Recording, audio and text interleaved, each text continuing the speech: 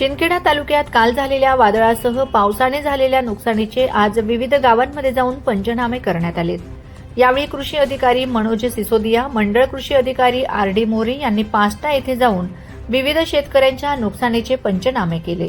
तसेच शिंदखेडा येथील तहसीलदार नितीन देवरे यांनी स्वतः डाबली व धांदरणा या परिसरात शेताच्या बांधावर जाऊन शेतकऱ्यांच्या नुकसानीची पाहणी केली। अनेक शेतकऱ्यांना या नुकसानीने अश्रू अनावर झाले होते। अस्मानी संकटाने तोंडचा घास पळवल्याने शेतकरी मात्र कमालीचा हवालदिल झाला आहे। काही निवडक शेतकऱ्यांच्या बांधावर जाऊन पंचनामे करू नका, तसेच शासकीय अधिकारी काही ठराविक लोकांचे पंचनामे करून निघून जातात।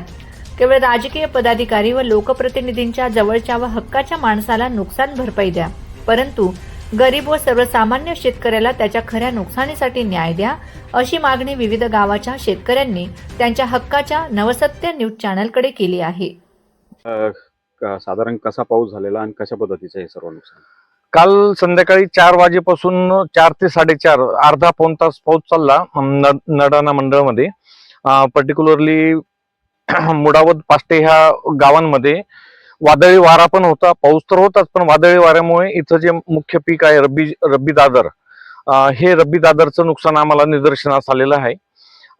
नुकसानची टक्केवारी किती आहे हे पंचनामा झाल्यावर किती नुकसान आहे त्याचा अहवाल आम्ही तसा शासनाला सादर करणार।